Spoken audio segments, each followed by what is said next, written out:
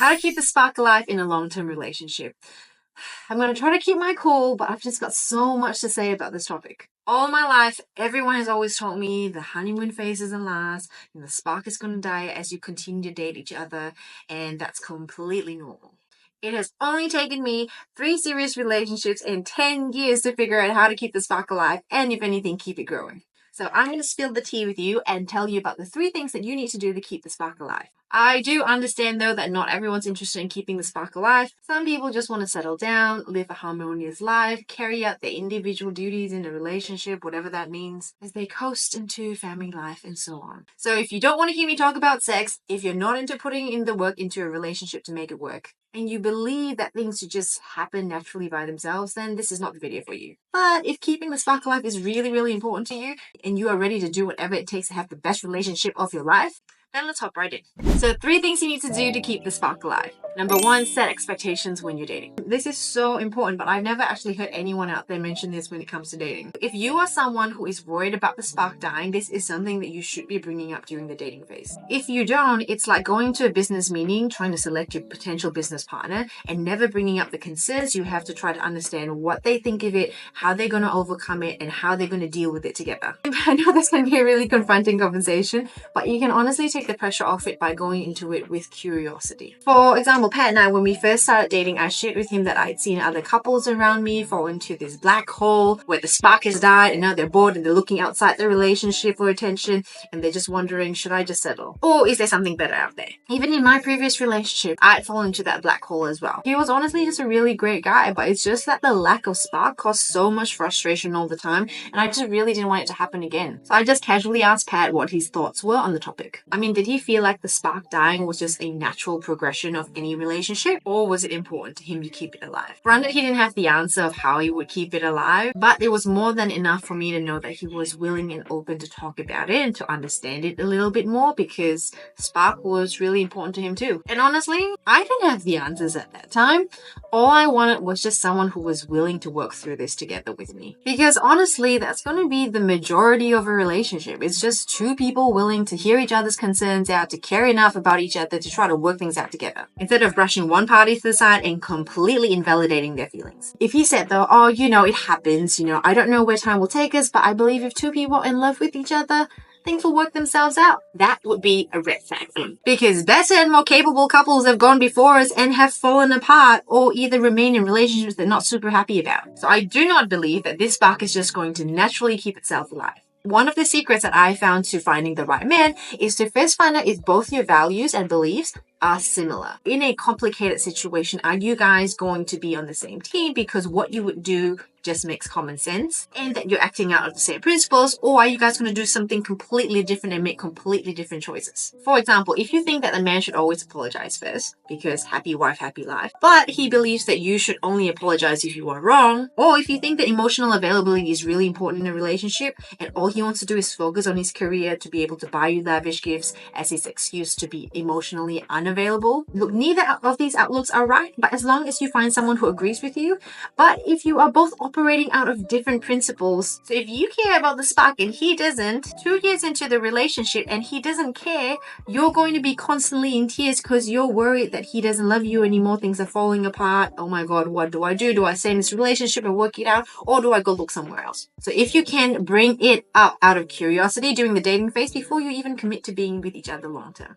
Number 2, treat the relationship like it's new. I see so many couples take each other for granted after dating or being in a relationship for a while. Usually the man stops putting effort in, and then both of you are constantly throwing shade at each other and making side comments to everything you both do. Feeling brand new in the relationship is one of the biggest keys to keeping the spark alive. It doesn't stop all of a sudden one day. It's we let it slide one day at a time. He stops saying thank you when you do things for him. You stop dressing up to impress him. You start expecting him to do things for you instead of being appreciative when it happens. The reason why treating the relationship like it's new is so important is that because the spark happened in the first place, because you were so genuinely grateful for the time you had spent together, and you felt really good when someone treated like this brand new shiny toy they were so obsessed with. You didn't really know how the other person felt about you, so you worked hard to impress them. He was curious to know everything about you, so he hung on to your every word instead of now pretending to listen. And you looked forward to spending time together instead instead of just taking it for granted. These are all the things the spark entails. So no wonder as people get complacent, the spark starts to die in the relationship. Then you'll start to resent each other instead of being genuinely attracted to each other.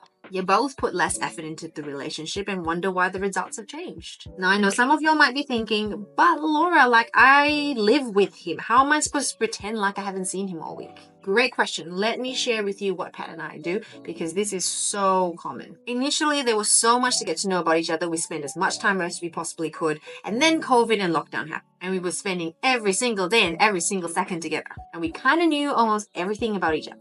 So to keep things new, we would consciously keep topics from each other so that we could wait until date night to share those things with each other. So we were genuinely excited to hear what the other person had to share. Just like when we did in the beginning, when we only saw each other over the weekend, there was so much to talk about. We would dress up at home, take turns to cook, plan activities and little date nights. Did it take more effort? Did it feel a little bit weird at first? Yes, 100%. Sometimes it even felt like a chore. And it was tempting to just chill out, order Uber Eats, watch Netflix together. But lucky we didn't. Nowadays, 4.5 years into the relationship, Pet and I love weekend sessions together. We will spend time at home or maybe go out for a meal. We will dress up, we will have food, and we love having a drink and a little boogie together. Sometimes he's got a new playlist that he's found. Sometimes I've got one. We plan little couple card games together. I've got to tell you about these card games. They are great. They're great for long-term couples, new couples, just basically getting to know each other type things.